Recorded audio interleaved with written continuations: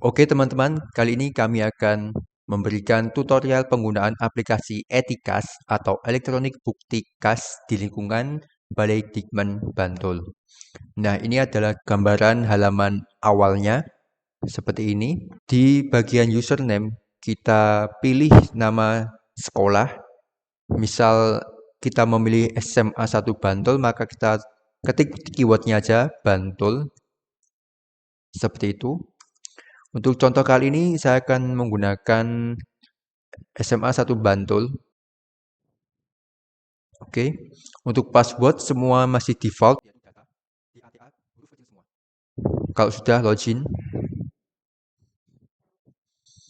Nah, ini adalah halaman beranda atau halaman awal ketika kita sudah masuk ke aplikasi Etikas. Di sini ada beberapa icon. Fungsi icon ini adalah sebagai notifikasi kita.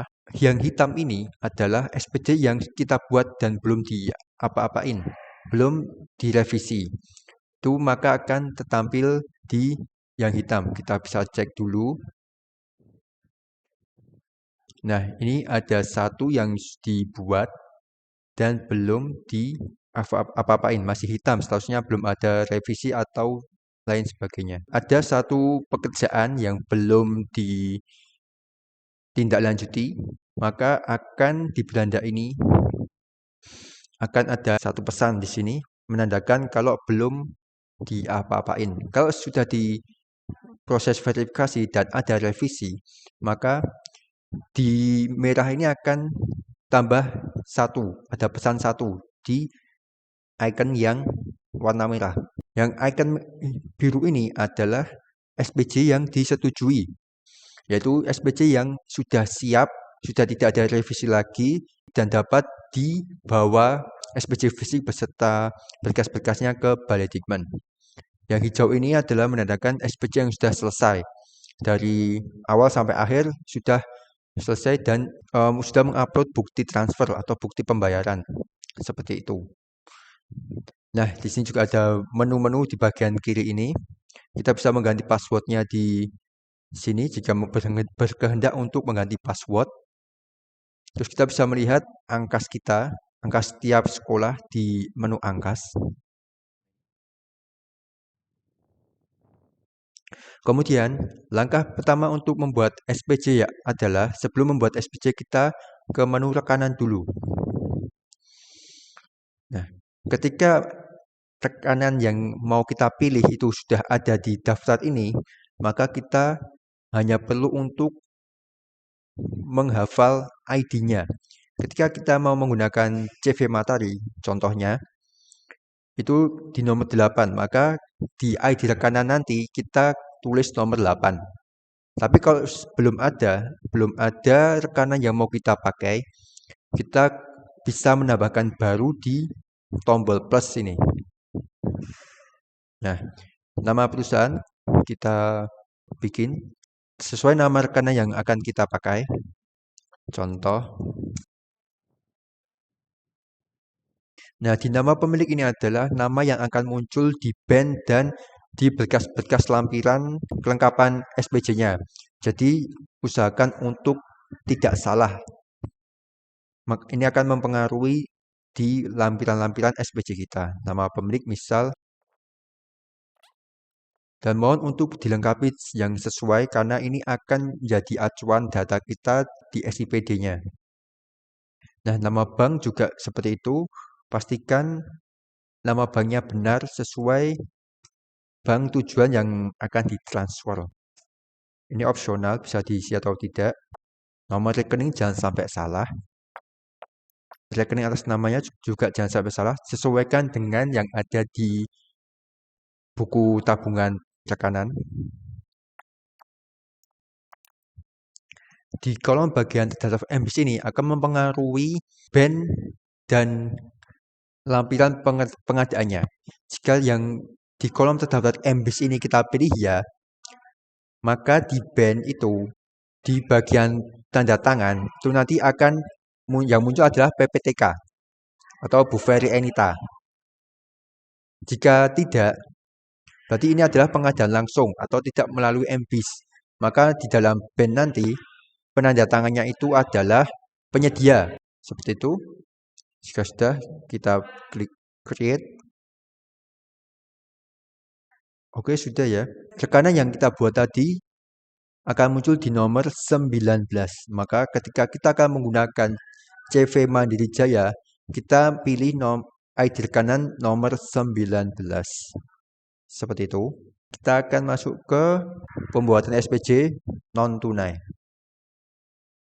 Seperti ini halaman menu non-tunainya. Masih kosong karena belum membuat SPJ apapun. Untuk menambahkan membuat baru, kita klik icon plus. Nah, tampilannya seperti ini. Di bagian kiri ini yang pertama ada pilihan jenis SPJ yang kita mau buat. Kalau yang strip ini adalah non tunai di bawah 10 juta. Kalau yang SP ini adalah non tunai di atas 10 juta yang menggunakan MBIS atau marketplace yang lain. Kalau SPK ini adalah ketika kita menggunakan metode pengadaan langsung. Ini akan berpengaruh pada lampiran SPJ-nya. Misal kita akan buat yang SP. Instansi jangan sampai lupa kita login tadi sebagai SMA 1 Bantul. Misal kita akan belanja mebel, maka kita tidak perlu mencarinya satu-satu mana yang mebel, kita hanya perlu mengetik keywordnya. Kegiatan, uraian di band. Misal, nah seperti ini. Bulan angkas kita pilih sesuai angkas belanjanya. Misal angkasnya itu di bulan April, kita pilih 4. Nah, di kode kanan ini kita tadi sudah membuat contoh menginput baru di nomor 19. Kita mau menggunakan CV Mandiri Jaya, maka kita inputkan nomor 19. PPh-nya karena ini belanja modal barang, maka PPh 22 kena PPN NPWP. PPN-nya 11%. Penerima barang ini akan berpengaruh pada band dan lampiran pengadaan barangnya. Ketika kita pilih yang strip ini, maka nanti akan kosong di bagian penerimanya. Kalau pengurus barang, nanti pengurus barang. Jika kita pilih mau PPTK, kita pilih yang PPTK. Tadi kita MBIS, jadi untuk yang bagian bawah di band bawah kiri itu di band maka pengurus barang. Nama penerima barangnya kita tulis misal. Nah, waktu selesai pekerjaannya ini akan pengaruh pada kontraknya. Misal kontraknya 7 hari maka kita ketik 7 atau 10 hari 10 seperti itu. Nah, ini adalah uraian barang yang kita belanjakan. Di uraian ini misal untuk menambah barangnya kita klik plus di sini.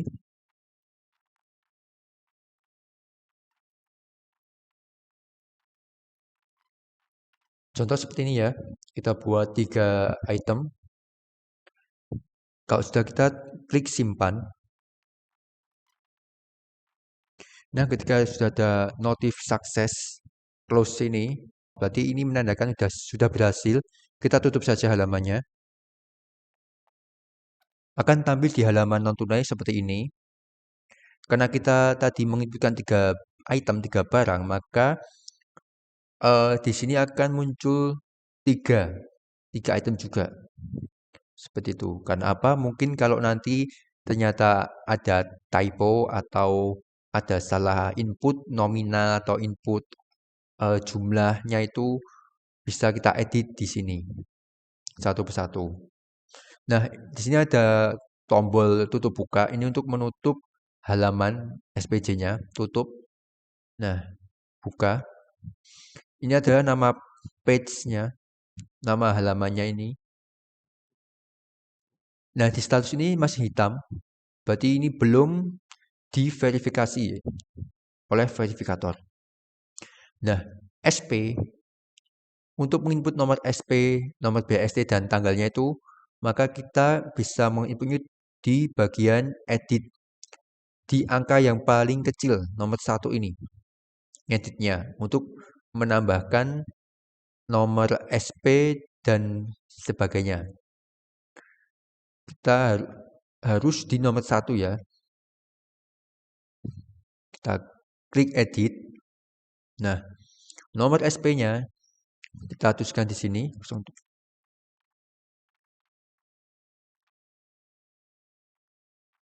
Nah, misal seperti ini. Kita update. Sudah berhasil untuk di-update datanya.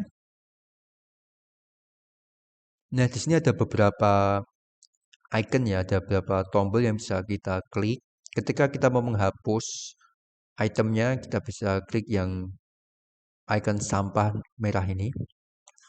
Kalau kita mau melihat hasil SPC yang kita buat, kita klik di PDF. Akan membuka di tab baru. Nah, seperti ini. Nomor tanggal SP-nya sudah otomatis.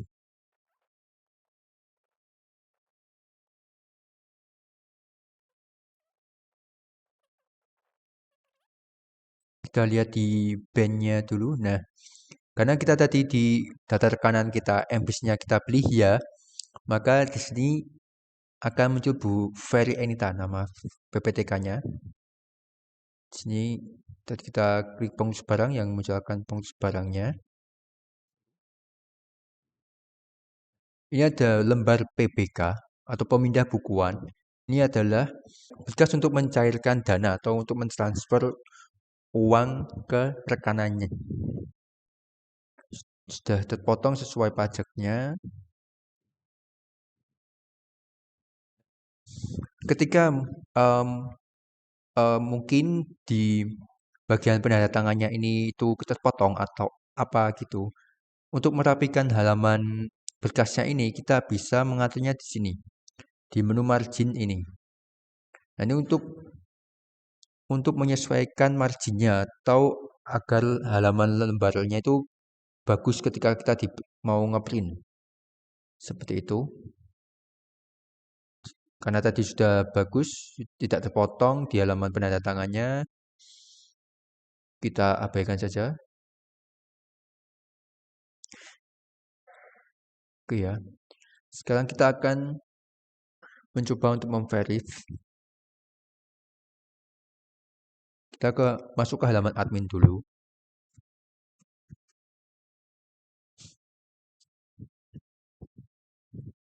Nah, ini sudah masuk inputan kita di halaman admin. Kita akan mencoba mengedit. Misal statusnya revisi.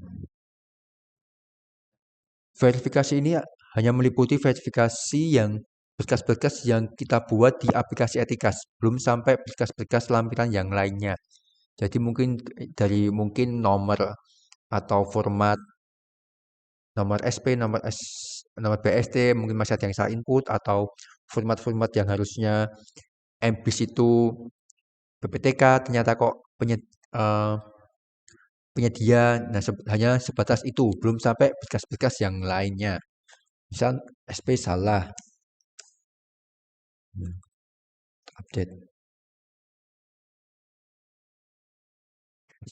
Kita buka kembali ke halaman sekolah.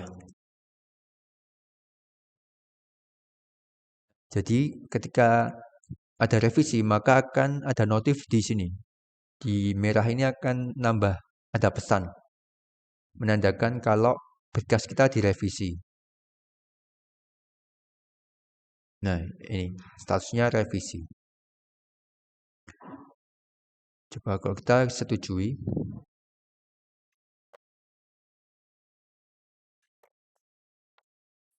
Kita akan mencoba edit.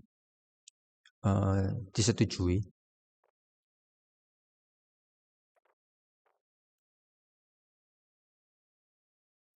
Di beranda akan muncul notif warna biru. Tandanya ini dokumen yang kita buat sudah disetujui. Seperti itu. Kita lihat.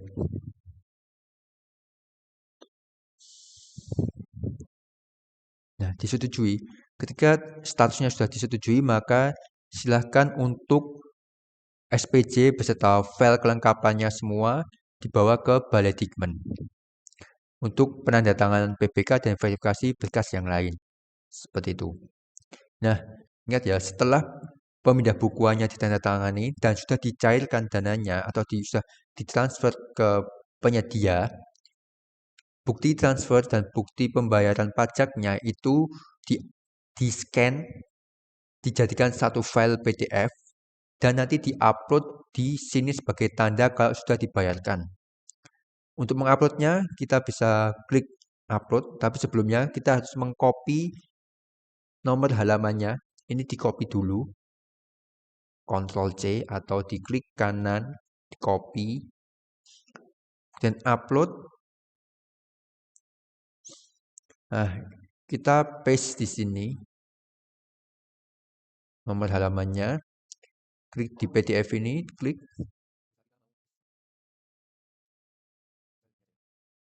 Nah, kemudian klik kirim.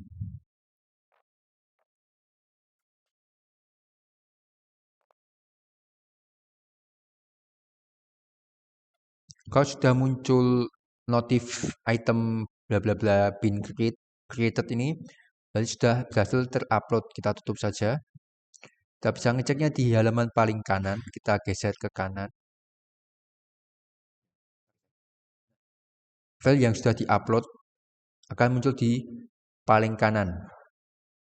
Ini menandakan kalau file sudah berhasil diupload. Kalau di sini belum muncul, berarti itu kemungkinan uploadnya belum berhasil.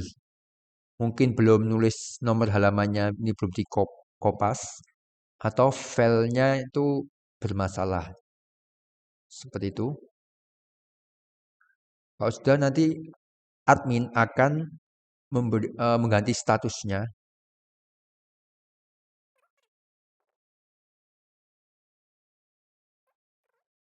Jadi selesai.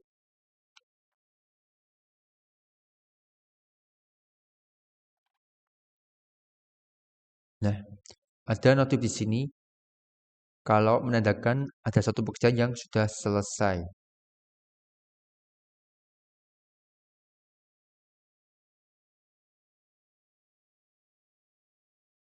Nah, ini sudah selesai. Seperti itu.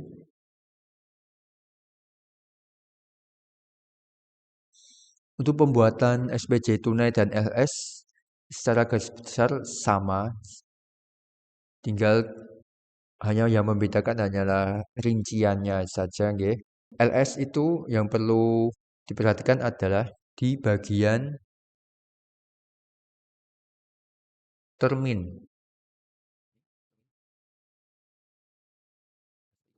Kurang lebih pembuatannya sama seperti di non-tunai.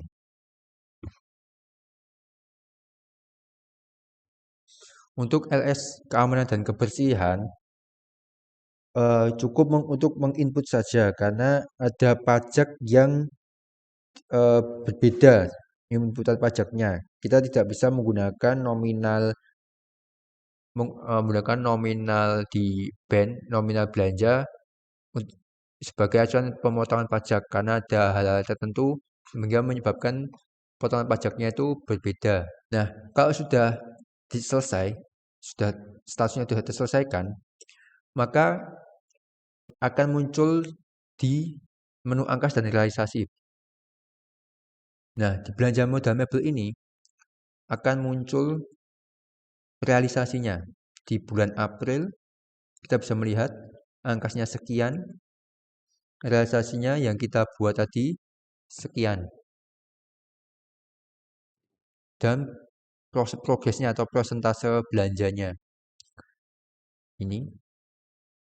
Ini ada persentase total dalam 1 tahun, angka dalam 1 tahun sekian, realisasinya baru sekian, progresnya sekian persen. Yang ini adalah progres tiap bulannya, tiap bulan angkasnya seperti itu. Jadi realisasi ini muncul ketika statusnya sudah selesai.